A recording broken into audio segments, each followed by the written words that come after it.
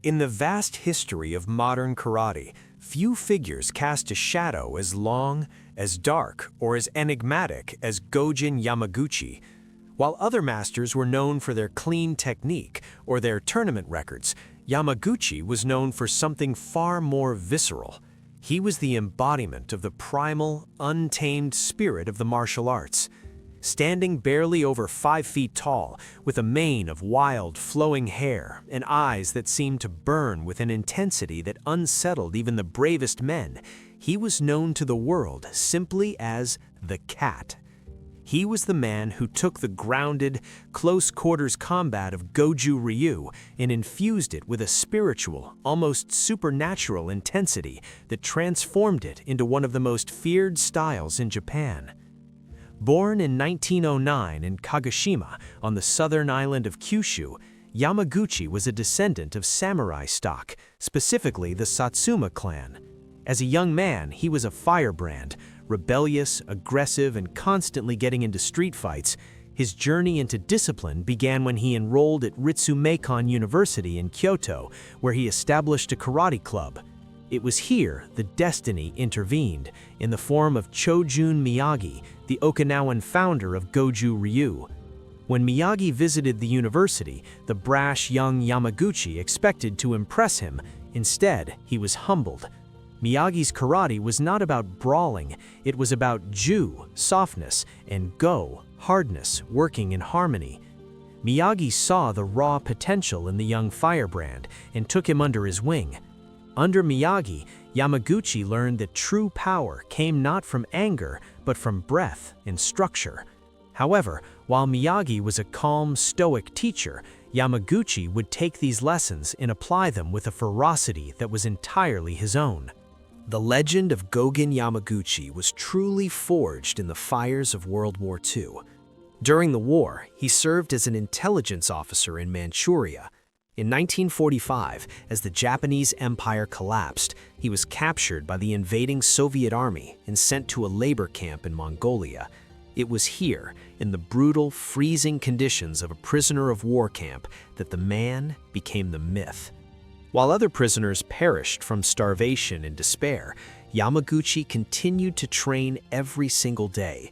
He used his karate breathing techniques, specifically ibuki, to generate internal heat and maintain his sanity.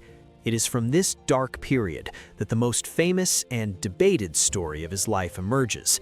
Legend holds that during his captivity, his captors, amused by his stubbornness, threw him into a cage with a tiger. According to the lore, Yamaguchi did not flee. He entered a trance state, struck the beast on the nose, and choked it to death, or killed it with a strike to the head. Whether this event is historical fact or a metaphorical legend born from his indomitable spirit, it cemented his reputation. To the Russians and his fellow prisoners, he was no longer a man, he was a demon. When he was finally repatriated to Japan in 1947, he returned not as a broken soldier, but as a spiritual warrior who had looked death in the face and blinked.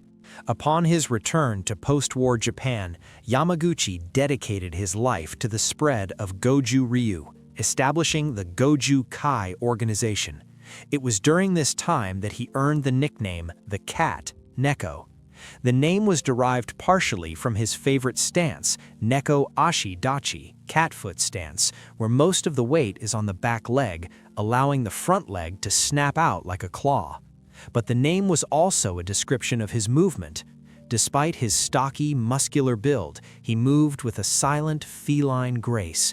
He could close the distance on an opponent without making a sound, his long hair flowing behind him, before unleashing a flurry of open-hand strikes that targeted the eyes and throat. Yamaguchi cultivated this image carefully.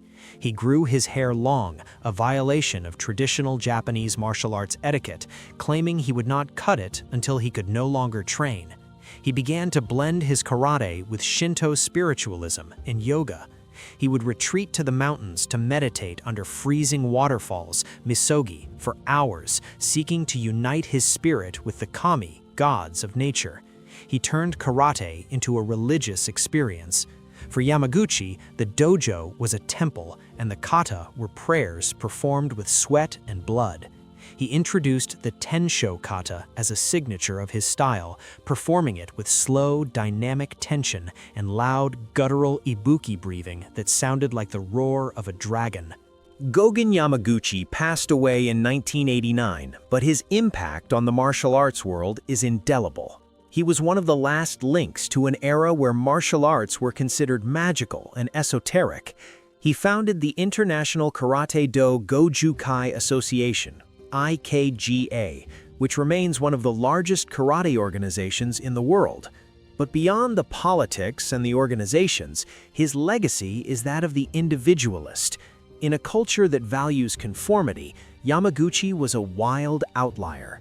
He showed that karate could be a path to personal liberation and spiritual enlightenment. He remains the ultimate archetype of the karate master, the wise, terrifying, bearded sage who could move like a shadow and strike like a thunderbolt. He was the cat who walked by himself, and all of the karate world followed in his paw prints.